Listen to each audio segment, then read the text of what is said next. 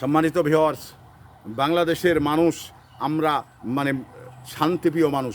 বাংলাদেশের মানুষ কখনো মানে এই ছিনতাই, রাহাদানি এবং আপনার অন্যান্য মানে ক্ষমতার অপব্যবহার এটা খুব কম সংখ্যক মানুষ পছন্দ করেন। কিছু মানুষ বাংলাদেশে রয়েছে একেবারেই যে বাংলাদেশ দুধে ধোয়া এটা বলার কোনো সুযোগ নেই।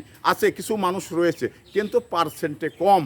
একটি জিনিস আপনাদের বুঝবেন, কারণ বাংলাদেশে সারা বিশ্বে অনেক অনেক রাষ্ট্রগুলোতে রয়েছেন যা মানুষ একটু শান্তিতে চলতে পারে না, যা শান্তিতে ঘুমাতে পারে না, কারণ এই মানে ছিনতাই, রাহাজানি এবং খুন খারাপি নিয়েই মানে ব্যস্ত থাকে। তো সেই দিক দিয়ে বাংলাদেশটা অনেকটা শান্তিপ্রিয়। তো তারপরেও এই বাংলাদেশে যে কিছু কিছু অনাকাঙ্ক্ষিত ঘটনা ঘটছে, এটা আসলে কি আইন শৃঙ্খলা বাহিনীর দুর্বলতা নাকি মানে রাজনৈতিক বেড়াজাল, এটা নিয়ে আমি আলোচনা করতে চাই। তো আমরা বিগত সময় যেটা দেখেছিলাম, মানে প্রশাসন, বাংলাদেশের প্রশাসন তারা কিন্তু সরকারের আজ্ঞাবহ দাস ছিলেন, কারণ সরকার যেটা বলতেন সেটাই কিন্তু তাদের করতে বাধ্য হতেন।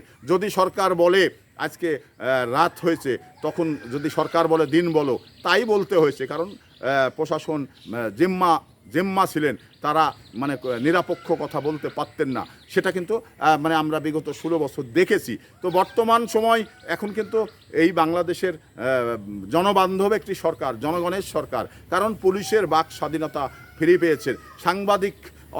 সাংবাদিকতা যারা করেন তাদেরও কিন্তু স্বাধীনতা ফিরে পেয়েছেন, কারণ তাদের ইচ্ছা মতো লিখতে পাচ্ছেন, ইচ্ছা মতো বলতে পাচ্ছেন। তো পুলিশ তার ইচ্ছা মতো কাজ করতে পাচ্ছেন এবং পুলিশ মানে তার কথা বলতে পারছেন। তো এই সময় এই শাসনে যদি নিরপেক্ষ আইন শৃঙ্খলা বাহিনীতে যদি নিরপেক্ষ কাজ না করে, তাহলে কিন্তু সমস্যা। কারণ কারো জিম্মা হয়ে যে জনগণের পুরে মানে ক্ষতি করবেন, জনগণকে মানে হিংসার শিকার হবেন, এটা আমি মনে করি না করাই ভালো। কারণ জনগণের সরকার যে অপরাধী তাকে ধরতে হবে, কারণ প্রশাসন যে অপরাধ করবে তাকে ধরতে হবে, এর সঙ্গে আমরা একমত।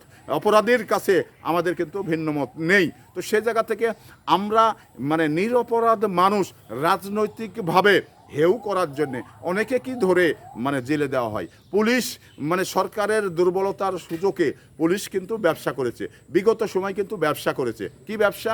কারণ একটি মানুষ সে ভিন্ন মতের মানুষ, তাকে ধরে নিয়ে গিয়ে 2 লাখ 5 লাখ টাকা নিয়ে হয়বা 54-এ চালান দিয়েছে, নতুবা ছেড়ে দিয়েছে। এই ধরনের কাজগুলো কিন্তু আমরা বিগত সময় দেখেছি।